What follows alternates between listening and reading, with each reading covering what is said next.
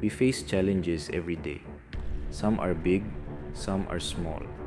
But in the wild, we respect every challenge. We know that underestimating danger can have serious consequences. The same goes for the workplace, especially when it comes to manual handling. You might not be wrestling crocodiles, but lifting heavy objects incorrectly can be just as risky. We're talking about strains, sprains, and serious back injuries. These injuries can take you out of the game at work and in life, just like you wouldn't climb a mountain without the right gear and techniques. You shouldn't attempt a heavy lift without knowing the proper way to do it.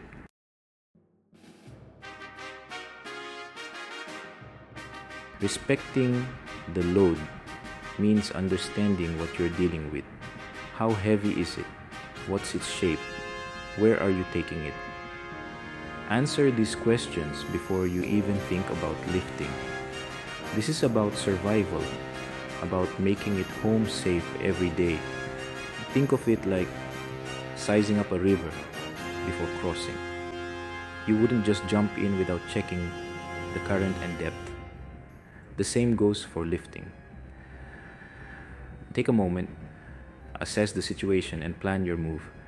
Remember, in the wild and the workplace, preparation is key to survival.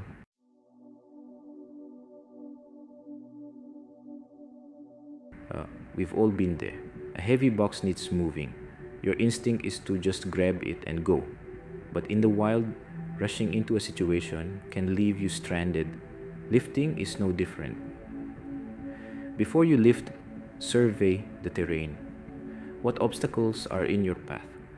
Are there slippery surfaces? Is there enough clearance? Just like navigating through dense jungle, you need to identify potential hazards. That narrow corridor you need to navigate with a heavy load, that's your tightrope walk. That uneven flooring, that's your rocky terrain. Be aware of your surroundings.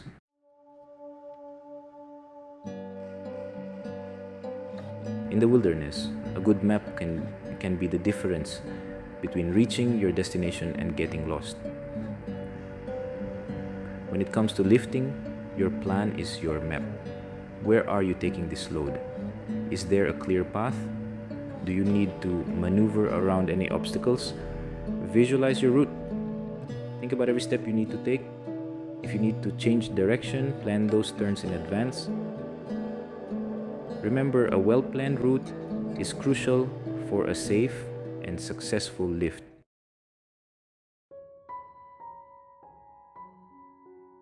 Step 1. Know your limits. We all have limits. In the wild, pushing beyond them can be dangerous. The same goes for lifting. If a load feels too heavy, it probably is. Don't risk injury by trying to be a hero. There's no shame in asking for help.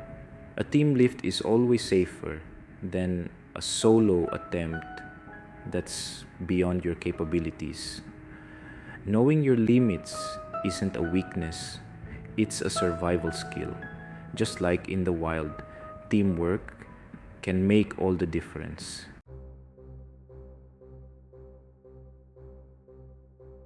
Step 2. Close quarters combat. In the wilderness, encountering a predator at close range requires quick thinking and precise movements. Lifting a heavy object too far from your body is like letting that predator get too close for comfort. You lose control, your balance is compromised, and you're wide open to injury. Remember, we're aiming for efficiency and safety, a controlled approach, not a desperate struggle. Keep the load close, like a shield, protecting you from potential harm. This isn't about brute strength, it's about smart handling.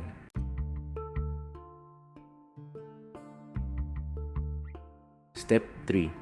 The waistland. Think of your waist as your center of gravity, your base camp. When you keep the load close to your waist, you maintain stability and balance. It's like carrying a heavy backpack high on your back versus low on your hips. Which feels more stable? Your hips and legs are powerful tools built for lifting and carrying. Use them to your advantage. Don't let your back take the brunt of the weight. Remember, we work smarter, not harder, distributing the load evenly for maximum efficiency.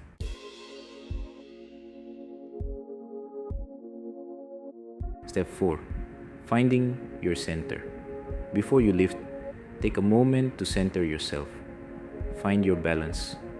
Feet shoulder width apart, one foot slightly forward for stability. This is your foundation. Now, imagine a straight line running from the top of your head down through your spine. This is your lifeline. Keep that line straight throughout the lift. No hunching, no twisting, no unnecessary movements.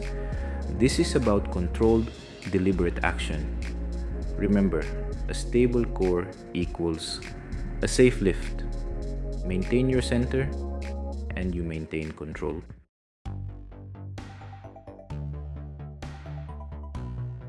Step 5. The knee deep dive. We're about to tackle this lift, but remember, this isn't a wild animal to wrestle. This is about strategy. Think of your legs as powerful springs, ready to unleash their energy. Don't rely on your back. That's like using a twig to lift a boulder. It's asking for trouble. Lower yourself to the load by bending at the knees, keeping that lifeline straight. It's like navigating under a fallen log in the jungle. You wouldn't bend at the waist and risk getting stuck. You squat, engage those powerful leg muscles, and maintain control.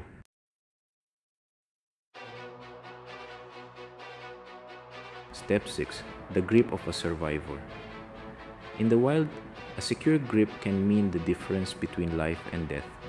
The same principle applies to lifting. A weak grip is an accident waiting to happen. It's like trying to climb a rock face with sweaty hands. You need a solid hold. Use your entire hand, not just your fingers. Think about how you'd grip a vine for support.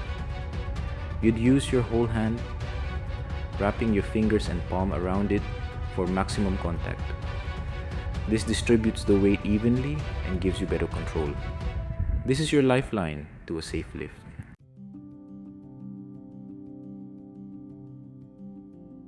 Step 7. Slow and steady wins the race. Out in the wild, sudden movements can scare off prey or alert predators to your presence. Lifting is no different. Jerky motions and rushed actions are a recipe for disaster. It's like trying to cross a raging river in a flimsy raft. One wrong move, and you're going in. Lift slowly and smoothly, like a steady current carrying you downstream. Don't rush the process. Maintain control throughout the lift. Remember, this isn't a race. This is about precision and calculated movement.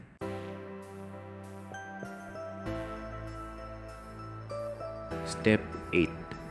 Power from the core. As you lift, imagine a fire burning deep within your core, your center of strength. This fire fuels your movement, powering you upward. Don't let that fire die out. Keep your core engaged throughout the entire lift. This internal strength helps protect your spine and maintain your balance. It's like the unwavering spirit that keeps you going when the going gets tough.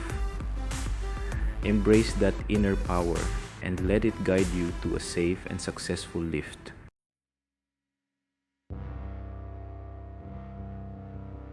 Step 9. Hugging the horizon.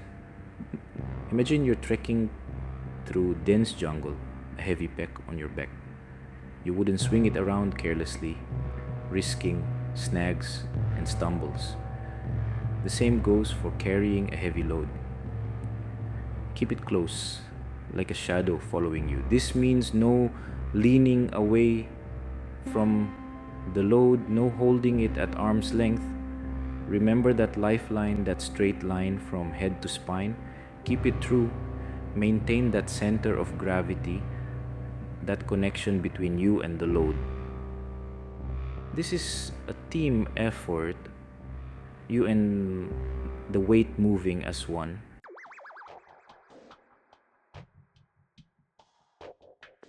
Step 10, the pivot point. In the wild, navigating tight spaces requires careful footwork. You wouldn't pivot on your heel, risking a twisted ankle. The same principle applies to lifting. If you need to turn, don't twist your upper body. This is like trying to change the course of a river by pushing against its current. Instead, move your feet. Small steps, controlled movements. Think of your body as a compass. Your feet are the needle, guiding your direction. Your upper body is the housing, remaining stable and secure.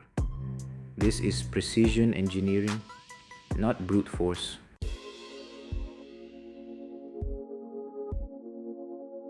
Step 11. Touchdown. You've navigated the terrain, maintained your center, and kept the load close. Now, it's time for the final descent. Think of a bird landing gracefully on a branch, controlled and steady. Lower the load slowly, bending at the knees, just like when you picked it up. Remember, this isn't a free fall. Maintain control throughout the entire movement. As the load nears the ground, keep your core engaged. This helps prevent sudden jolts and protects your lower back. This is a controlled landing, a testament to your skill and awareness.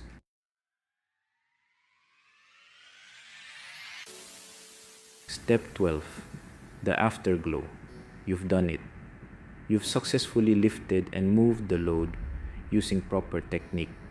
Take a moment to appreciate your accomplishment. Feel the strength in your body, the power of knowledge. Remember this feeling. This is the feeling of safety, of having conquered a challenge with skill and awareness. This is what it means to be a survivor, both in the wild and in the workplace. Carry this knowledge with you and share it with others. Together, we can create a safer world, one lift at a time.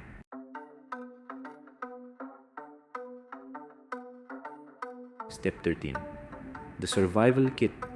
We've covered a lot of ground, explored the terrain of proper lifting, and armed ourselves with the techniques for safe manual handling. I think of these techniques as your survival kit, your essential tools for navigating the sometimes hazardous landscape of the workplace. Remember those key steps: planning your route, getting close to the load, bending at the knees, keeping a firm grip, lifting smoothly, maintaining proximity, avoiding twists, and lowering carefully. These aren't just rules, they're lifelines. Each time you face a heavy lift, mentally check off these steps. It becomes second nature, a habit that protects you from harm. Just like a seasoned explorer never forgets their compass, you too will carry these skills with you, ensuring a safe journey.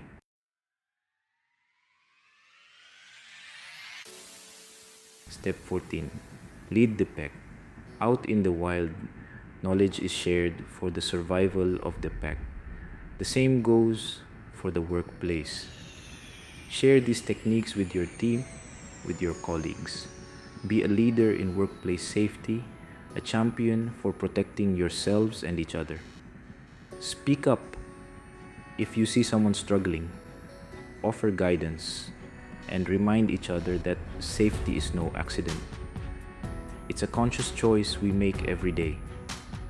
By working together, by looking out for each other, we create a culture of, of safety, a workplace where everyone returns home unharmed. Remember, the wild and the workplace both demand respect, awareness, and the right skills. By mastering these lifting techniques, you not only protect yourself, but also inspire others to do the same.